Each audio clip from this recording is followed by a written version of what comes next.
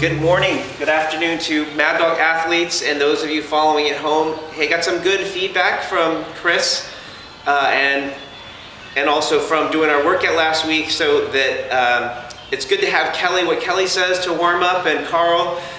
It's good to hear what's on the website and see what the people who are doing the workout are going to do. But it's good to get the whole preparation thing from Thursday, Friday, Saturday morning, etc. So that's what we're going to kind of go on. We're trying to add to what people are saying and make the whole experience a little bit easier and more fun. I'm going to call this workout, it's just wafer thin, or for those people who drink beer, I shouldn't have had that last one.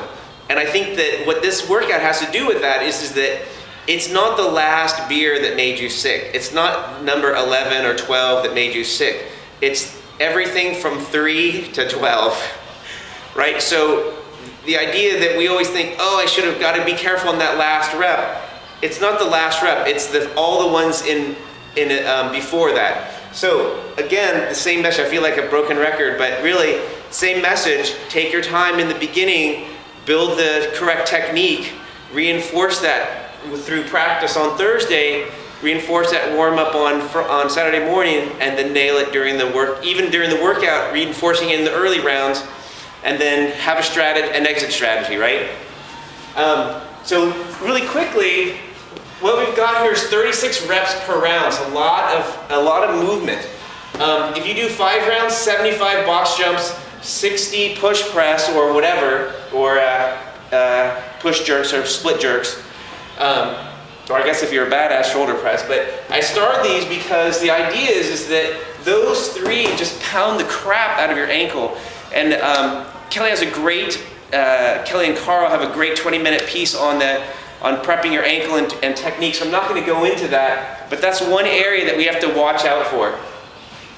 The next thing is loss of hip stability, and I'll work through that here with the barbell in a second. Then T-spine hyperextension in the overhead position, and then also through the toes to bars. So we just have to be kind of careful about that. And the way we be careful about it is we're going to do some mobilization, and I'm just going to refer you to Kelly because he does such a great job on this. But I will put some stuff here on the board for those of you at the gym. But really it's going to come down to this. We don't do enough ankle and heel cord work. So ankle and heel cord smashing on Thursday, 3 minutes per ankle. And then the T-spine traction, right where you have the foam roller and the kettlebell here like this. Tight abs, hips raised off the ground, lower them with tight abs so you can get some good movement in the T-spine. The more that you can get this T-spine to not be this way, right? Like the way that when we're working on our desk and driving like this, the more that you can have it up here, the easier it is to get overhead.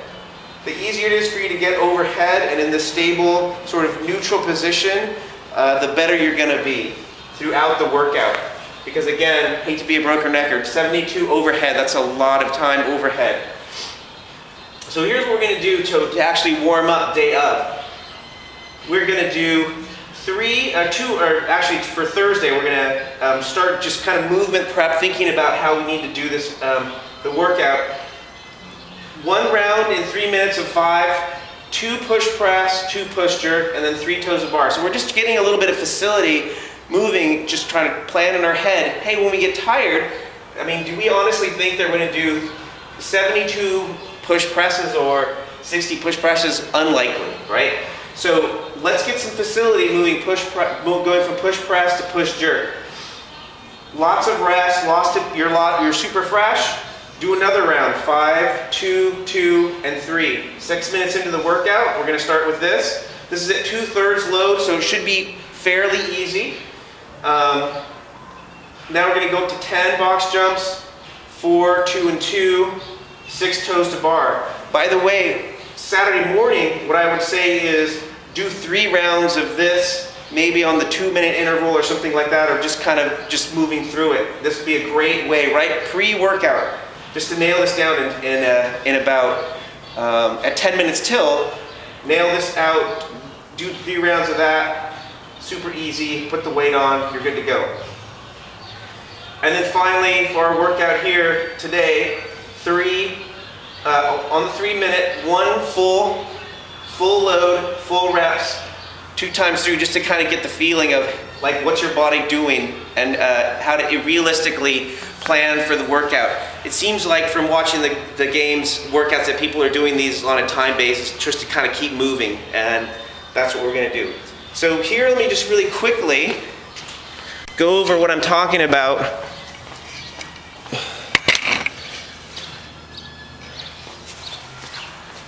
Now remember, the push press is going to be from the floor, right? From the floor, not from the rack. So if it were only that easy. So every time we come down here, right, it's not going to be that last clean that jacks up your back, it's going to be the first one. So that are doing the damage and then setting you up for that last one. So your back is nice and straight, butt is low, up slowly.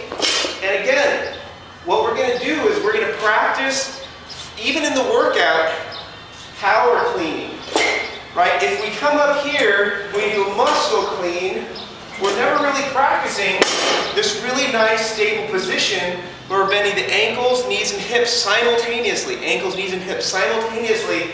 to build a scaffold of stability for the hips, right? So what we're going to see, what we hope we're not going to see, hope we're not going to see, is people doing this. Ankles, knees, lots of flexion, butt, and hips not so much. What we want to see here is this. Ankles, knees, and hips simultaneously down. Torso is upright, so then you hit the full extension of your muscles. Press up overhead. Right? Load those joints simultaneously. Lower, drop the weights as necessary, but when it's light, when you're warming up, practice this motion, right? And like we're saying over here on the board, we definitely want to load this way. Like Jason, our best coach, he's saying, build a scaffold, ankles, knees, and hips, right? Your tight ankles, tight here, that sets up your torso to explosively move. Also, what you want to do is build your scaffold this way, right? This way. So when you look at a scaffold out in the work area, it's nice and straight, but also has diagonal movement. So same thing with our knees. We're not just building the scaffold, sideways, but we're building the scaffold this way too. So we don't want to do this when we box jump. We don't want to do this when we push press. We're always twisting, building stability in the hips so that when we fire those hips, everything is good and we don't lose position in our back, right? If this is unstable, then there's no chance that this is going to be stable, right? Because there's nothing else holding it to the ground, to anything stable. So this, stable, bending the ankles and knees simultaneously, and then also twisting the knees out to build stability in the hips. Then we can move powerfully from there. Good luck. If you have questions, email or post, or you can come into the gym. We can talk about it. Hope to see you on Saturday. All right.